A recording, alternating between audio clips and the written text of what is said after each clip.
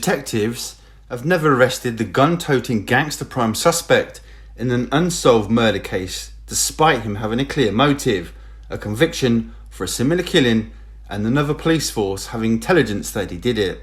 Serious questions have been raised over Essex Police's apparent lack of action during investigations into the death of bouncer Ronald Fuller over 20 years ago, after the case and a suspect were referenced in a corruption inquiry by the Met Police. Canning Town gangster Christopher Pearman, 67, is the chief suspect in the doorstep gunshot execution of Mr. Fuller outside his home in Grays, Essex in August 2000, according to the Met Police. The Met Police secret corruption report Operation Tiberius says Scotland Yard has intelligence that Pearman killed Fuller, yet neighbouring force Essex Police has admitted it has never arrested or questioned him or anyone else during a series of investigations and reviews into the cold case. The revelation has fuelled calls for a full-scale corruption inquiry into Essex Police due to Pearman having links to organised criminals identified in Tiberius as being suspected of utilising corrupt serving and retired police officers to obtain information about investigations into them. Operation Tiberius says Pearman killed Mr. Fuller in retribution after the doorman killed his son Darren Pearman, 27. But at the time of Fuller's killing, Essex Police said it did not believe the deaths to be linked, and the Met Police, who investigated Pearman's death, and Essex Police have never officially confirmed they believed there were any connections. Pearman Jr. was killed after a group of men he was with attacked Mr. Fuller, another doorman, as they worked on the door of the Epping Forest Country Club near Chigwell, Essex, on October 3rd, 1999. According to sources, Pearman and Fuller had come to blows before over a girl, with the latter previously ejecting the former from another club. On the night Pearman died, he went to the country club with a gang, allegedly to settle the score. Sources said that Pearman Jr.'s gang had hidden weapons, including machetes, inside sofas inside the country club, which were later produced to attack the door staff. However, during fighting, Pearman was stabbed with one of the gang's own weapons and fatally wounded. Mr. Fuller and another bouncer from the club were initially charged with violent disorder after Pearman Jr. died, but the CPS later dropped the charges, saying they had acted in self-defence. Fuller later moved to Grays in a bid to escape any reprisals. However, just 10 months after Pearman's death, on Tuesday, August 20th, 2000, Mr. Fuller, then aged 30, was murdered. It was as he was setting off for work from his home in Parkside, Grays, at just after 7:30 a.m. An Essex Person spokeswoman said a man dressed in a black motorcycle-style coat rode into Parkside and shot him several times before riding off towards the old A13 via King Edward Drive. The scooter was described as black, sporting L plates on the front and rear. An extensive investigation was carried out into Mr. Fuller's death. A number of lines of inquiry were considered. At the time of Mr. Fuller's murder, Essex Police ruled out a link to Pearman's death. However, the force said it has since been considered as a line of inquiry. Yet, the Operation Tiberius report states it is fact that Pearman Sr. killed Mr. Fuller as a direct result of his son's death. It said, it is believed that Pearman's own life is under threat as a result of a long-running feud which originated with the fatal stabbing of his son Darren at the Epping Forest Country Club some time ago. Evidently, Darren was killed by 4 bouncers at the club, one being a man called Ronnie Fuller. In spite of taking extensive precautions to avoid the inevitable retaliation, Fuller was subsequently shot dead by Pearman, and the remaining 3 bouncers have made it clear that they now intend to kill Pearman. Essex Police is likely to have been aware of the intelligence about Pearman Sr. and known about his potential motive, giving grounds for his arrest or interview under caution, according to a former Met Police detective. Further grounds to arrest Pearman came in January 2007 when he was convicted for his part in the murder of Rocky Dawson, 24, on May 2nd, 2006. Rocky was shot several times in the back as he put his 2 children, a girl then aged 6 and a boy aged 2, into his car in Hornchurch, East London. It is believed to have been a contract killing, but a case of mistaken identity. Pearman Sr. and James Tompkins, 69, carried out the murder in an almost identical manner to the slaying of Mr. Fuller, except a four-wheel drive vehicle was used instead of a motorbike. Pearman drove the Land Rover Freelander while Tompkins fired shots from a window before they dumped it and burnt it out nearby. Pearman, then of Deer Park Way, Waltham Abbey, Essex, who has several burglary convictions and 2 for importing cannabis, pleaded guilty to murder and was jailed for life with a minimum sentence of 23 years. Tompkins fled to Spain but was extradited and jailed for life for murder in April 2011 and ordered to serve a minimum of 33 years. Essex Police confirmed it had recently reviewed the Fuller case, which was also looked at again 2010 and 2012. During all 3 reviews, it was known that Pearman was convicted of a similar offence. Rocky Dawson had previous firearms involvement, had a motive to kill Mr. Fuller, and there was also the Met Police intelligence available suggesting he was the killer, yet he was still never questioned at any point. According to Tiberius, Christopher Pearman was found in possession of a firearm 8 months after Fuller's murder in April 2001.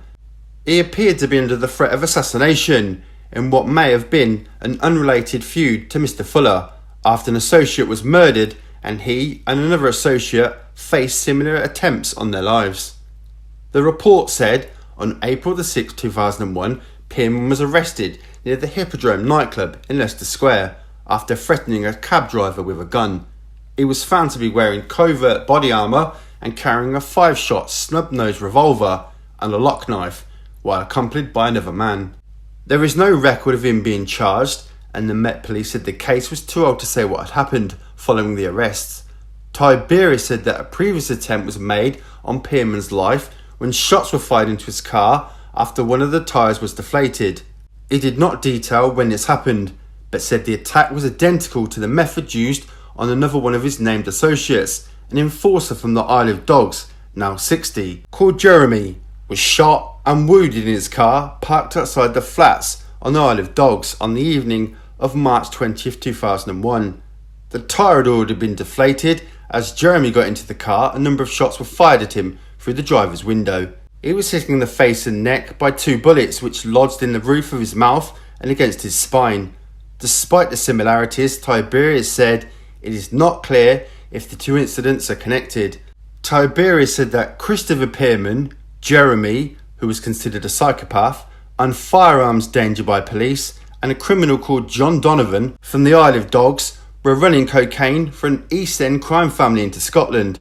Jeremy was said to have recovered after his attack with a known Glasgow gangster who was receiving the drugs.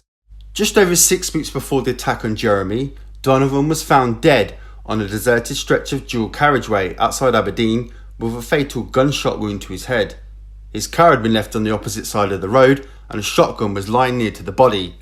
Tiberius said Donovan was known to have been involved with Jeremy in delivering consignments of cocaine from London to Scotland, probably on behalf of the not-named organisation.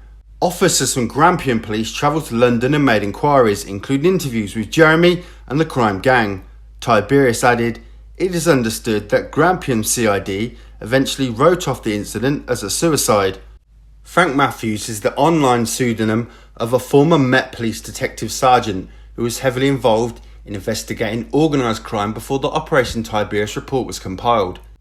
He said he arrested Pearman Sr. with others in the late 1980s for street-level drug dealing. Matthews said corruption at the time could have protected criminals like Pearman from prosecution. He said, "At the time Operation Tiberius covers, there was an incredible lack of sharing of intelligence, and any villain worth his salt was a registered informant.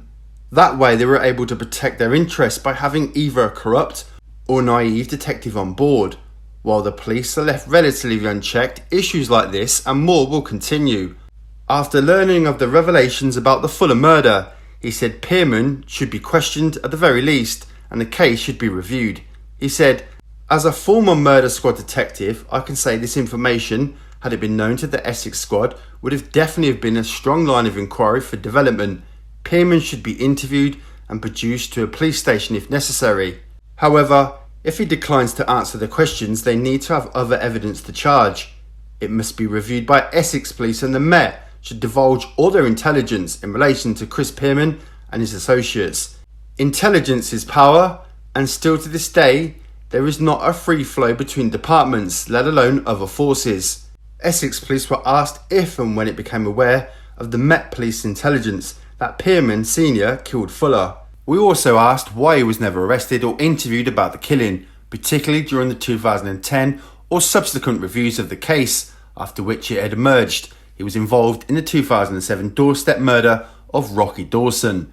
The force was also asked to say if Essex Police had ever carried out any corruption inquiries concerning the Fuller murder. An Essex Police spokeswoman said, "We cannot comment on intelligence that may or may not be held by Essex Police or other forces in relation to individuals or particular cases. Intelligence is by its very nature sensitive and cannot be publicly disclosed. An extensive investigation was carried out into Mr. Fuller's death and a number of lines of inquiry were considered. We cannot comment on the alleged involvement of particular individuals. We periodically review our unsolved cases. If new evidence comes to light to give us grounds to interview an individual as a suspect, then we act on it." Sources have made unconfirmed suggestions that a corrupt Essex police officer was able to show CCTV from the country club to Pearman Sr., showing his son being killed, and this is what led to Fuller being murdered. In respect of any possible corruption involved in the case, the spokeswoman added, "We cannot comment on these claims." However, it is understood that the Essex Police Professional Standards Department is looking into the Fuller murder as a result of our revelations. The spokeswoman added, "As with all unsolved cases, the murder has been periodically reviewed by a cold case review team, including just recently, as well as 2010 and 2012. She refused to be drawn on whether Mr. Fuller had been issued with any Osborne warnings, which are official police notifications that someone's life is in danger after the death of Pearman Jr., or if the force had been involved in moving the doorman to graze before he was killed. Despite criticism of Essex Police handling of the Ronald Fuller murder, the spokeswoman insisted the force is determined to crack the case. The spokeswoman added, "It has now been over 20 years since Mr. Fuller's murder, and the family left behind would still like to see justice for the brutal killing of their loved one. Over time, allegiances change, but the pain of losing someone never goes away. If you have any information about this murder, please contact Crime Stoppers anonymously on 0800 555 111.